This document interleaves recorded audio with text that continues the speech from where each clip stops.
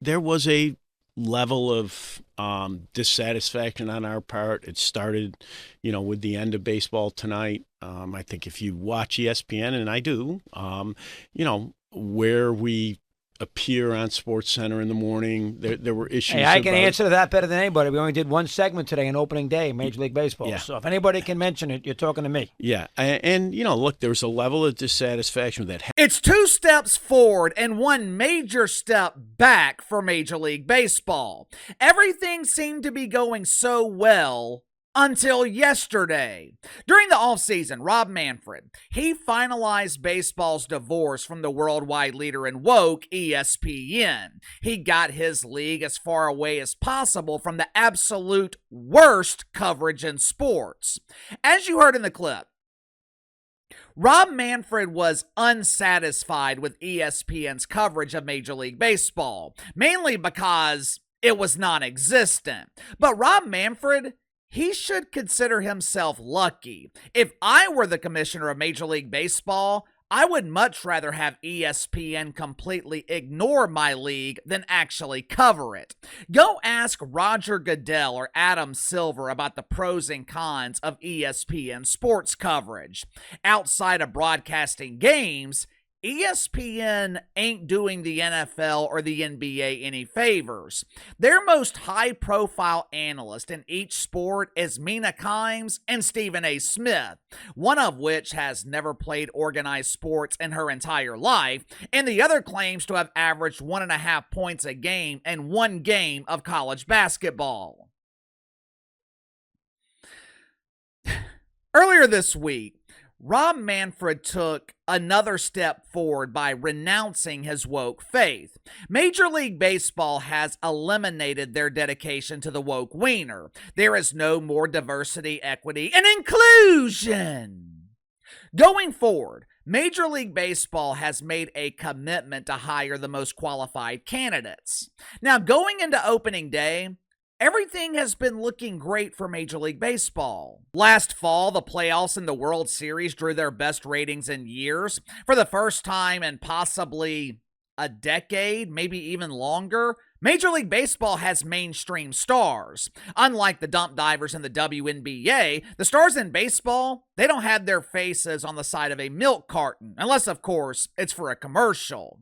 For the first time in years, there was positivity going into opening day of the regular season. And then the season actually started. Make sure to like and subscribe. You can follow me on Twitter at KC_BTL84. If you happen to stumble upon this video, be sure to check out my main channel, Behind the Line. The link to the main channel is in the description below. Even though it was completely ignored by the mainstream media, there were a lot of normal people excited yesterday for the start of baseball season. For reasons unknown, they are still scheduling a lot of these games during the middle of the day. I don't understand it. Most people are working in the middle of the day on a Thursday. I'm pretty sure the main objective of opening day is to maximize exposure, have people watching. Kind of hard to do that when a lot of your fan base has a shovel in their hand. But there was so much excitement for opening day yesterday, shovels across America, they were feeling a bit lonely. Activity on Lonely Man's plummeted as people were using their phones to watch baseball. There was just one problem. One tiny problem. When people pulled up the MLB app, which they paid $200 for, when fans pulled up the MLB app to watch an exciting game between the Oakland Gays and the Seattle Spankers, they received the following message. Network error. Please check your connection because this could not possibly be our fault. If this problem persists, call someone who gives a shit. Thanks for your $200 donation. Salutations, Robbie M. Naturally, people were pissed off, and rightfully so.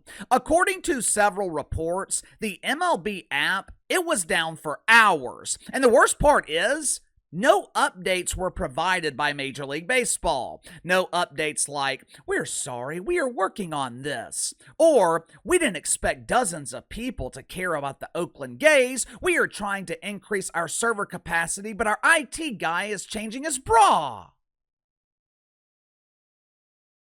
Outside of providing highlights, there was complete silence for most of the day from Major League Baseball. Now, obviously, this is not the way that Rob Manfred wanted to start the season, but believe it or not, I think this could be a good thing. For one, it shows people actually care about baseball, and two, they were angry enough to complain about missing these games.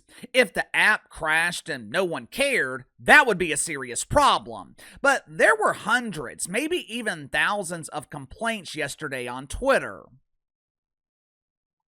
What this also shows is I don't think we are fully ready for streaming to be exclusive. Matter of fact, I think we're starting to see a little bit of a shift in television. I remember a few years ago, the so-called experts, they were predicting that cable and satellite subscribers would decline to around 50 million. But that number seems to have balanced a bit. It's around 70 or 80 million right now. There's 131 million households in America. Well over half of them still have cable or satellite.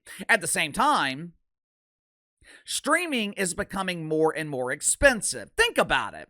If you're a sports fan, but you also like regular shows on TV, if you don't have cable, you need Netflix or Hulu, you need Peacock and Paramount for the NFL, need the NBA app for the NBA, League Pass cost around $200 a year. If you have small kids, you need something like Disney, you need ESPN for live games, and absolutely nothing else. Because I cannot imagine that anyone would want to watch any of the other garbage that ESPN is producing. But you get the point. By the time you pay for all these services, plus the internet it takes to access them, it's cheaper to have cable or satellite. Not to mention the fact that there always seems to be a problem with streaming when you need it the most. Anytime there is a major event, streaming has proven to be unreliable. Me personally, I miss the regional networks. I miss Fox Sports. I miss WGN for Cubs games. It was just a hell of a lot easier when everything was offered on cable. Anyway, I know it's not the start that Rob Manfred wanted, but I think this is a positive sign for Major League Baseball. For the first time in years, people actually care. Now, we'll see if they can maintain that momentum over a painfully long regular season, but give me your thoughts on this. Disastrous start to baseball season. MLB app crashed for hours. Fans were pissed off. The one time baseball actually receives coverage from the mainstream media, it's for something negative. But like I said, I think this is a good thing for Major League Baseball because it proves people care. Could this be a big season for Major League Baseball? Could this be their comeback season?